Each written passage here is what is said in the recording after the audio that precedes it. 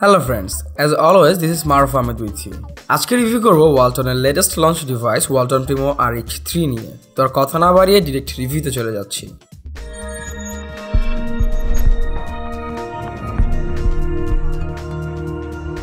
আমাদের চ্যানেলকে যদি সাপোর্ট করতে চান এবং ভিডিওগুলো নিয়মিত পেতে চান তো সেই ক্ষেত্রে সাবস্ক্রাইব করে বেল বাটনে প্রেস করে রাখবেন।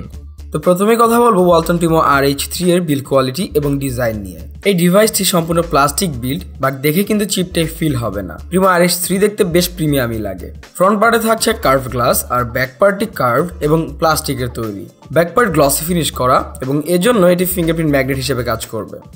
খুব সহজেই ফিঙ্গারপ্রিন্ট ফোনের উপরে পড়বে, বাট এটা থেকে সেফ থাকতে চাইলে আপনি বক্সের সাথে দেওয়া ট্রান্সপারেন্ট ব্যাক কভারটি ইউজ করতে পারেন। আর সবচেয়ে বড় কথা হলো ব্যাক পার্টি থেকে আপনি স্যামসাং একটা ভাইব পাবেন। ডিভাইসটি বেশ কম্প্যাক্ট এবং হ্যান্ডি। সিরিয়াসলি আপনি ওয়ান হ্যান্ডেড অপারেশনগুলো খুব সহজে করে নিতে পারবেন। ডিভাইসটি বেশ হালকা হওয়ায় এক হাতে চালিয়ে আপনি দারুণ একটা এক্সপিরিয়েন্স নিতে পারবেন। RH3 এর ডান পাশের প্যানেলে রয়েছে ভলিউম রকার এবং পাওয়ার বাটন। নিচের দিকে থাকছে স্পিকার, ওপর দিকে থাকছে USB পোর্ট, অডিও পোর্ট এবং তারই সাথে এই ওপরেই সিম স্লট দেওয়া হয়েছে। তো সব মিলে build quality rough and tough না হলেও লুকের দিক থেকে বেশ প্রিমিয়াম। এর ফিঙ্গারপ্রিন্টটি লাইটনিং ফাস্ট না হলেও বেশ অ্যাকুরেট ছিল, যদিও ফিঙ্গারপ্রিন্টটি বেশ স্লো। ডিভাইসটির মধ্যে 5 ইঞ্চের HD IPS প্যানেলের ডিসপ্লে ইউজ করা হয়েছে। Display resolution 1280x720p, DPI almost 293। ডিসপ্লেটি 16.7 million colour supported.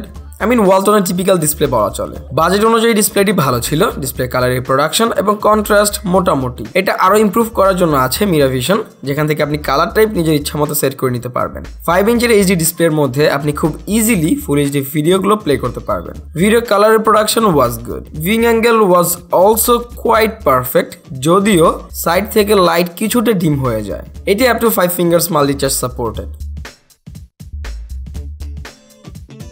Primo RH3 এর ফ্রন্ট এবং ব্যাক দুটো ক্যামেরাতেই BSI সেন্সরযুক্ত 8 মেগাপিক্সেলের ক্যামেরা ইউজ করা হয়েছে।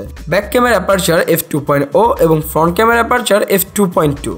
রেয়ার ক্যামেরার মধ্যে অটোফোকাস রয়েছে, বাট ফ্রন্ট ক্যামে নেই। ডে লাইটে ভালো ছবি তোলা যাবে ডিভাইসটি দিয়ে। ডে লাইটে পিকচারের শার্পনেস এবং ডিটেইলস আমার কাছে ভালো লেগেছে, বাট কালার তেমন রিচ ছিল না। বাট পোস্ট প্রসেসিং করে আপনি কিছুটা ডেভেলপ করতে পারবেন।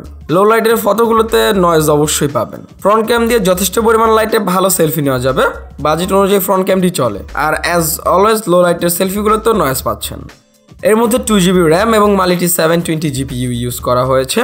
আর থাকছে 64-বিট আর্কিটেকচার যুক্ত 1.25 GHz কোয়াড-কোর প্রসেসর। এই GPU এর পূর্বের GPU গুলো থেকে অনেক বেশি এনার্জি এফিশিয়েন্ট। তো চিপসেট GPU এবং 2GB র্যাম এর কম্বিনেশনে আপনি ডেইলি লাইফে ভালোই পারফরমেন্স পাবেন। পারফরমেন্সের ক্ষেত্রে আপনাকে হতাশ করবে না, বাট আমি এই ডিভাইসের হাই কোয়ালিটির গেমসের ক্ষেত্রে কিছুটা ল্যাগিং এবং হিটিং আপ ইস্যু লক্ষ্য করেছি।